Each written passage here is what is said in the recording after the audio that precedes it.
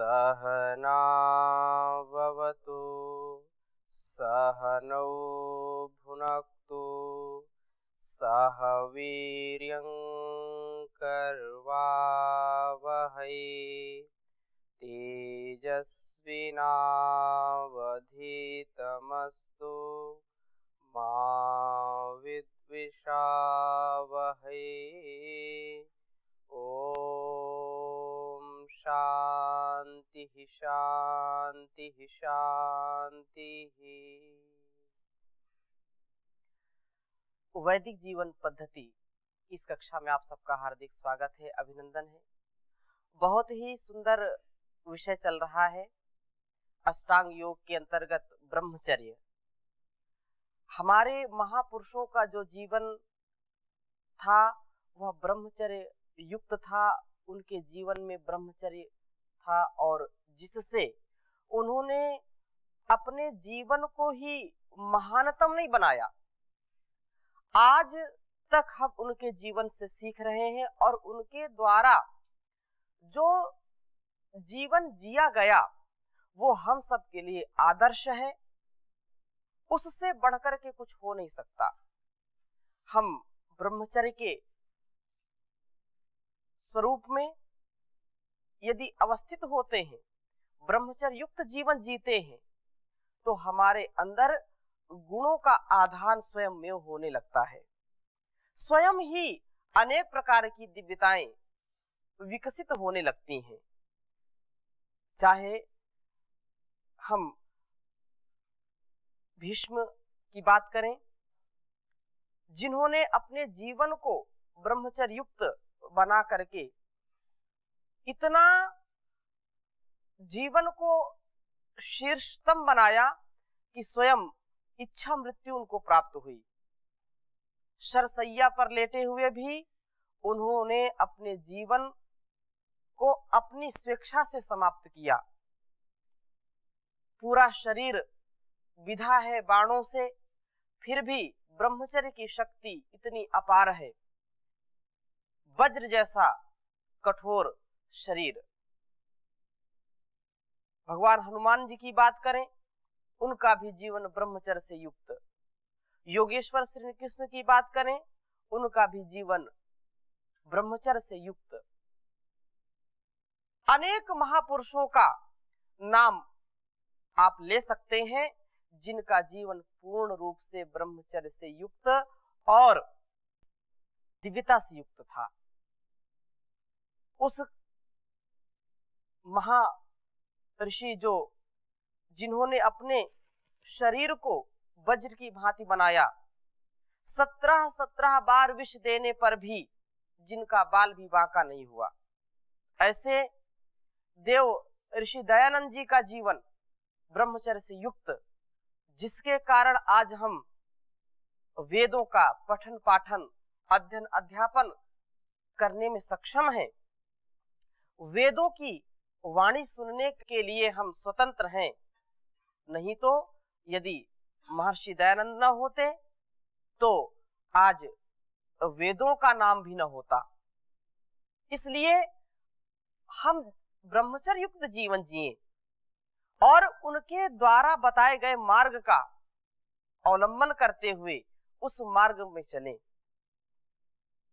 वेदों की ओर लौटो।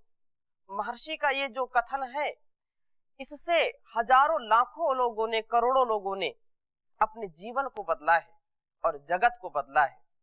राष्ट्र की स्वतंत्रता के लिए, राष्ट्र की आबरू के लिए, देश की आन बान शान के लिए लोगों ने वैदिक धर्म को अपना करके, वैदिक जीवन पद्धति को अपना करके अपने जीवन को सफल किया है। तो हम उन्हीं आदर्शों को जीवन में अपना करके वैसा जीवन जी सकें, हमारे अंदर भी ऋषित्व आ सके, हम ऋषि तुल्य जीवन जी सकें, ऐसी मनोभावना से, मनोकामना से हम बहुत ही सुंदर यह स्वाध्याय कर रहे हैं। वैदिक जीवन पद्धति के इस कक्षा में पुनः ब्रह्मचर्य से हम ओतप्रोत हो, ब्रह्मचर्य युक्त हमारा जीवन हो। तो कल के विषय में यदि किसी का कोई प्रश्न हो, कल जो थोड़ी चर्चा की थी ब्रह्मचर्य की, उसके संदर्भ में किसी का आप में से कोई प्रश्न हो तो आप पूछ सकते हैं।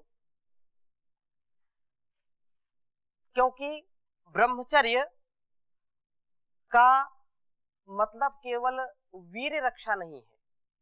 शरीर से तो हम वीर रक्षा कर रहे हैं, अपनी उपस्थेंद्रिय का संयम करना अनिवार्य है, परंतु हमारा मन यदि पवित्र नहीं है, हमारी दृष्टि यदि पवित्र नहीं है, हमारे यदि विचार पवित्र नहीं है, तो भी हम अब्रह्मचर्य युक्त जीवन जी रहे हैं। अष्ट मैथुन की बात कल की थी कि 8 प्रकार से ब्रह्मचर्य का खंडन होता है, ब्रह्मचर्य खंडित हो जाता है। उन 8 प्रकारों में सबसे पहला दर्शन, दूसरा स्पर्शन और तीसरा एकांत सेवन। स्पर्शन के विषय में एक प्रश्न आया था, भाई गोपाल जी ने पूछा बाद में कि आचार्य जी आपने 2 बातें कही, दर्शन और स्पर्शन। व्यक्तियों से तो ठीक है, लेकिन आपने वस्तु भी उसमें बोल दी थी। वस्तुओं के देखने, वस्तुओं के स्पर्शन से अब ब्रह्मचर्य का भाव जागृत होता है, ब्रह्मचर्य खंडित होता है। ऐसा कैसे?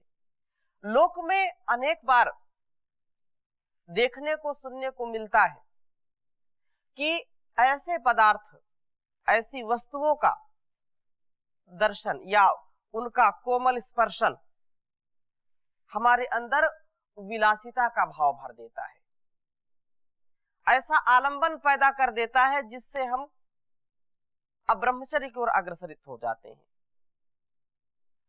इसलिए वस्तुओं का भी प्रयोग हम करें, लेकिन अनासक्त भाव से करें, आसक्ति से ना करें। उसका यदि स्पर्श हो रहा है तो उसको सात्विकता की प्रधानता युक्त उसका स्पर्श हो। यदि कामुकता से और अब्रह्मचर्य युक्त उसका सेवन करेंगे तो निसंदेह आपका ब्रह्मचर्य खंडित होगा। तो व्यक्ति हो या वस्तु के रूप में हम बड़ी सावधानी के साथ इस बात का हमेशा ध्यान रखें कि कैसे ब्रह्मचर्य को अखंडित रखना है, खंड नहीं होने देना है, ब्रह्मचर्य टूटे नहीं, ब्रह्मचर्य छूटे नहीं। इस स्थिति में हम अपने को रखें। एकांत सेवन, ये जो तीसरा है, एकांत सेवन का तात्पर्य क्या है कि जब हम एकांत में होते हैं और उन विषयों के प्रति आसक्ति होती है तो हम पतित हो जाते हैं। हमको लगता है कि कोई देखने वाला नहीं है, कोई सुनने वाला नहीं है, इसलिए स्वेच्छाचारिता से ब्रह्मचर्य हम खंडित कर देते हैं। उन सभी ब्रह्मचर्य के चाहने वालों को इस बात का हमेशा ध्यान रखना चाहिए कि व्यस्त रहो, मस्त रहो, स्वस्थ रहो। हमेशा अपने आप को व्यस्त रखें, सद्विचारों में व्यस्त रखें, सत्संग में व्यस्त रखें, सद्कार्यों में व्यस्त रखें। कभी भी एकांत में अपने को ना रहने दें। एकांत में रहेंगे तो वासना अपना अधिकार जमाएगी, वासनाएं आएंगी, कामनाएं आएंगी और उनकी जो प्राप्ति की इच्छा है वह भी हमको फिर ब्रह्मचर्य से डिगा देगी। ब्रह्मचर्य का बहुत ही उत्तम लाभ यह होता है कि व्यक्ति हमेशा उत्साहित रहता है और वीर जो होता है वीर की रक्षा से होता है। वीर यदि है, वीर्यवान है, तेजोसी तेजोमहि देहि, वीर्यमसि वीर्यमहि देहि। अर्थात उस परम पिता परमेश्वर से हम यह कामना करते हैं कि तुम उत्साह के भंडार हो, शूरवीर विक्रांत, वह शूरता को भर देता है, वीरता को भर देता है, उत्साह को भर देता है। जिस वीर के अंदर पराक्रम नहीं है, जिस वीर के अंदर उत्साह नहीं है, वह वीर किसी काम का नहीं होता है। तो वीर कब वीर बनेगा? जब वीर की रक्षा करेगा, जब अपने ब्रह्मचर्य की रक्षा करेगा, तो वह वस्तुतः अपने विचार से, अपने व्यवहार से उन चीजों को ग्रहण करता है जिससे उसका ब्रह्मचर्य अखंडित रहता है, कभी खंडित नहीं होता है। परंतु यदि अजागरूकता पूर्वक इसको उसने आने दिया, जो भी वासनाएं हैं, जो भी कामनाएं हैं, या जो भी अब्रह्मचर्य के लिए प्रेरक चीजें हैं, उनका यदि सेवन करेगा तो निसंदेह उसका ब्रह्मचर्य खंडित होगा। तो एकांत सेवन उसमें एक है, तो उसका भी हमको ध्यान रखना चाहिए। अगली बात क्या कही? चौथा, वासना, भाषण। जो भाषण है, भाषण कैसे? परस्पर ऐसी बातों को हम ना बोलें, परस्पर ऐसी चर्चा ना करें, ऐसा वाग व्यवहार ना करें जिससे कामनाएं उत्पन्न हो। हमारी वाणी में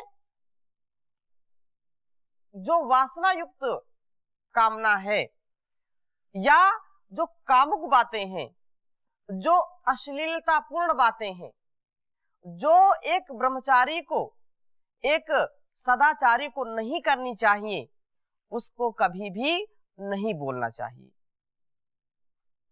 और जिससे ब्रह्मचर्य खंडित हो, ऐसे व्यक्ति से भी भाषण नहीं करना चाहिए, उससे दूरी बना करके रखनी चाहिए। अभी और आगे इसकी चर्चा करेंगे, पहले इस विषय को पूरा करते हैं। और पांचवा क्या है? विषयों का कथन। भाषण एक तो भाषण में आ गया, और विषयों का कथन थोड़ा सा अंतर है इसमें, कि एक तो ये है कि अपने आपको उसके लिए जब हम मन में चिंतन करेंगे तो निसंदेह वह बात जरूर आ जाएगी मुख पर। और एक ये है कि कोई चीज हमने देखी, स्पर्श की, उसका संस्कार हमारे अंदर जागा और हमने उसको जो है अपने कथन में कहा। ज्यादा इनमें दोनों में अंतर नहीं है, परंतु परस्परता युक्त कथन करना। एक तो यह है कि मन में है, उसको बोल नहीं रहे, और बोल करके उसको हमने उजागर कर दिया। उजागर कर दिया तो फिर कोई ना कोई प्रतिक्रिया जरूर होगी, तो इससे भी बचना चाहिए।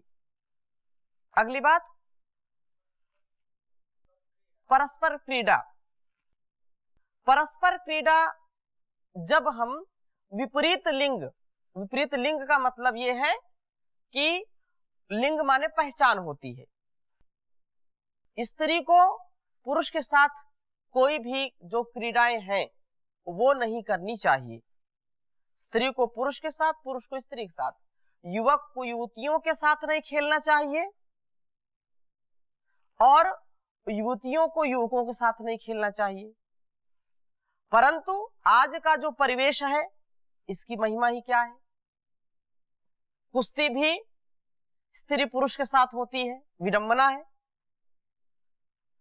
लेकिन यदि आप ब्रह्मचर्य का पालन करना चाहते हैं तो युवक और युवतियों को परस्पर किसी भी खेल में जो है विपरीत जो है लिंग के साथ, अर्थात पुरुष को स्त्रियों के साथ और स्त्रियों को पुरुष वर्ग के साथ कभी भी कोई खेल में भाग नहीं लेना चाहिए। यह अब्रह्मचर्य का साधन बन सकता है, ब्रह्मचर्य खंडित हो सकता है, शील भंग हो सकता है, मन डगमगा सकता है। इसलिए इन इंद्रियों को वश में करने के लिए इससे बचना चाहिए। और आगे बात क्या कही? विषयों का ध्यान। बहुत बड़ी बात है। सबसे बड़ी बात यह है कि विषयों का ध्यान, जब हम कहीं भी किसी भी स्थिति में विषयों का ध्यान करते हैं तो कामनाएं उत्पन्न होती हैं, और कामनाएं उत्पन्न होने से फिर जब उसकी प्राप्ति नहीं होती है तो फिर हमारे अंदर अनेक प्रकार के दोष आ जाते हैं। गीता के 2-3 श्लोक हैं, आपने पढ़े होंगे। ध्यायतो विषयान पुंसः संगस्तेषु उपजायते, संगात संजायते कामः, कामात् क्रोधो भी जायते, क्रोधात् भवति सम्मोहः, सम्मोहात् स्मृति विभ्रमः, स्मृति भ्रंशात् बुद्धिनाशो, बुद्धिनाशात् प्रणश्यति। अर्थात विषयों का ध्यान ही, उसका अभिध्यान ही सब दुर्गुणों की खान है। विषयों का ध्यान यदि हम कर रहे हैं तो बैठे बैठे व्यक्ति पतन को प्राप्त हो सकता है। विषय उपस्थित नहीं है, अनेक प्रकार से दुस्वप्न हम देखते हैं। वो क्या है? विचार ही तो है। मन में विचार आया और वो घूमता रहता है। सुस्वप्न नहीं आता, दुस्वप्न आता है और हमको पतित करके चला जाता है। इसलिए विचारों पर नियंत्रण होना चाहिए, विषयों का अभिध्यान कभी नहीं करना चाहिए। यदि ब्रह्मचर्य की रक्षा करना चाहते हैं तो स्त्री को पुरुष का, स्पर्श का, रूप का ध्यान नहीं करना चाहिए और पुरुष को स्त्री का नहीं करना चाहिए। जो गृहस्थ में है मर्यादित जो अभिध्यान है वो तो होना ही चाहिए, परंतु जो ब्रह्मचर्य की कामना करते हैं उनको कभी भी इसका ध्यान नहीं करना चाहिए। एक बार किसी ने कहा महर्षि दयानंद जी से कि आपको कभी कामना, इस वासना, जो वासना ने कभी आपको सताया? क्या आपने कभी कामुकता को अपने अंदर पाया? महर्षि चुप हो गए और कुछ क्षण रुक करके बोले, आया होगा काम मेरे पास, लेकिन मेरे पास इतना काम है कि उसको अवकाश नहीं मिला, फिर वापस चला गया होगा। अर्थात अपने आप को इतना व्यस्त रखें कि विषयों का चिंतन आने ही ना पाए। विषयों के प्रति रूप, रस, गंध आदि जो हैं, इनके प्रति हमारा ध्यान ही ना जाए, तब जाकर के ब्रह्मचर्य की रक्षा होगी। और आगे क्या कहा? संग, जैसा कहा कि संगात संजायते कामः, जब ध्यान करेंगे तो उसके संग की आसक्ति होगी। किसी विषय का, किसी व्यक्ति का हम ध्यान कर रहे हैं, आसक्ति पूर्वक, काम पूर्वक, वासना पूर्वक ध्यान कर रहे हैं और वह उपस्थित नहीं है, फिर उसकी कामना से, उसकी जो है उसके अभिध्यान से उसके संग की आवश्यकता होती है, उसकी प्राप्ति हम चाहते हैं। तो ऐसे काम बढ़ता है और ब्रह्मचर्य खंडित होता है। तो ऐसे हम लोगों का, ऐसे रूप का, ऐसे व्यक्ति का ध्यान ना करें जिससे कामना उत्पन्न हो, उसकी संग की जो है कामना उत्पन्न हो जाए और संग से फिर दुर्गुण, दुर्व्यसन, दुर्व्यवहार आता है। जब नहीं संग की प्राप्ति होगी तो व्यक्ति को फिर क्रोध आता है। कामात क्रोधो भी जायते, क्रोध आएगा, क्रोध से व्यक्ति पागल हो जाता है, उसको पता नहीं चलता क्या सही है क्या गलत है, क्रोध की अग्नि में जल करके भस्म हो जाता है। कामात क्रोधो भी जायते, क्रोधात भवति सम्मोहः, वहां मूड हो जाता है क्या करना क्या नहीं करना, क्या कर्तव्य क्या अकर्तव्य है, वह भूल जाता है। क्रोधात भवति सम्मोहः, सम्मोहाद स्मृति विभ्रमः, और जब वह कर्तव्य विमूढ़ हो जाता है तो उसकी स्मृति विस्मृति में बदल जाती है। अमुक व्यक्ति मेरे सामने खड़ा है, उसके प्रति क्रोध आ रहा है, जिसके कारण मेरी काम की भावना नष्ट हो रही है, जिसके कारण मेरा संग बिछुड़ रहा है, मैं संग नहीं प्राप्त कर पा रहा हूं, उसके प्रति क्रोध आएगा और क्रोध से स्मृति का जो है नाश हो जाता है, मोह से स्मृति का नाश हो जाता है। फिर ये नहीं पता चलता कि ये मेरा अपना है या पराया है, मेरी अपनी है या पराई है, पति पत्नी, भाई भाई में, माता पिता में, गुरु शिष्य में कुछ अंतर नहीं हम देख पाते हैं। क्रोध आता है तो क्रोध में कुछ भी हम कर बैठते हैं, अनर्थ हो जाता है। इसलिए क्रोध से स्मृति का मोह आता है, मोह से स्मृति का नाश होता है, स्मृति से क्या होता है, स्मृति भ्रंशात बुद्धिनाशो और बुद्धिनाशात प्रणश्यति। जब स्मृति ही नहीं कि यह व्यक्ति कौन है, मेरा भाई है, मेरा मित्र है, तो इसका जब ज्ञान नहीं होगा, स्मृति भूल गई, तो बुद्धि ने अपना काम करना छोड़ दिया। अगर ये पता चले कि ये मेरे गुरु हैं, ये पता चले मेरी माँ है, ये पता चले मेरा मित्र है, ये पता चले मेरे पिता हैं, तो बुद्धि और स्मृति दोनों साथ साथ काम कर रही हैं, तो कोई भी व्यक्ति गलत करने से बचेगा। जब गलत करने से बचेगा तो उसका पतन नहीं होने पाएगा। और जब उसने सब कुछ भुला दिया तो क्रोध में डंडे मिला तो डंडा मार दिया, रिवॉल्वर मिली तो रिवॉल्वर से गोली चला दी, चाकू मिला तो चाकू चला दिया, और बाद में पश्चाताप होता है, हाय हाय मैंने क्या किया। जब उसका विनाश हो जाता है, विनाश हो गया, बुद्धिनाशात प्रणश्यति, प्राण का, अपने अस्तित्व का नाश कर देता है व्यक्ति। इसलिए विषयों का अभिध्यान अनेक प्रकार के दोषों को हमारे अंदर बढ़ाता है। तो इन 8 में से यदि एक भी दोष हमारे अंदर आता है तो इससे हमारा ब्रह्मचर्य नष्ट होता है, चाहे स्त्री हो या पुरुष हो, युवक हो युवती हो, सभी के लिए इस बात का ध्यान रखना चाहिए कि हमारा ब्रह्मचर्य कभी भी नष्ट नहीं होना चाहिए। जी जी स्वामी जी, जी प्रणाम जी। ये जो 8 विषय दे रखा जी ब्रह्मचर्य खंडन के लिए, ये तो सब सही लग रहे हैं। मुझे और एक चीज याद आ रहे हैं, हाँ। इस श्रवण से भी ब्रह्मचर्य खंडन हो सकते हैं, ये विषय क्यों नहीं दिया? श्रवण से ब्रह्मचर्य खंडित हो सकता है, इस विषय को क्यों नहीं दिया? जैसे हमें अश्लील गाना सुनते, अश्लील किसी भाषण सुनते, जो भाषण बोल रहे उनका खंडित होगा, जो सुनेगा उसका नहीं होगा। बिल्कुल ठीक कहा आपने, उसी में वो समाहित है। जैसे दर्शन है, दर्शन किसी वस्तु को हमने देखा और उसको हमने सुना, या किसी चीज को स्पर्श किया, उसके विषय में सुना, तो वह स्पर्श में और दर्शन में, भाषण में श्रवण समाहित है।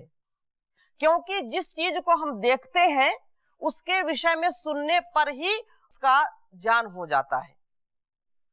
आशा ये है कि जैसे किसी चीज को आपने देखा नहीं, मैं आपको कितना ही सुनाऊं, आप उसके प्रति कभी विचलित नहीं होंगे। जिस चीज को देखा है, पहले दर्शन किया है, स्पर्शन किया है या देखा ही है, उसके विषय में आपको एक शब्द बोलने पर आपको ज्ञान हो जाएगा। ये भाषण ही तो है, भाषण में वो तो सुनना, भाषण कर रहा है तो सुनेंगे है ही।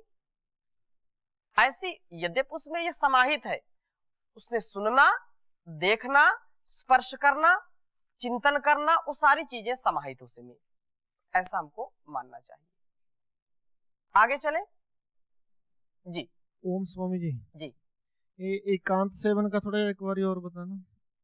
एकांत सेवन का तात्पर्य ये है कि कुछ लोग लोक लाज से उसको समूह में प्रकट नहीं करते, लोक लाज से एक दूसरे से उसको बोलते नहीं है, अंदर अंदर उस कामना से जो है कुंठित रहते हैं और एकांत में जाकर के उसको जो है क्रियान्वित करने का प्रयास करते हैं।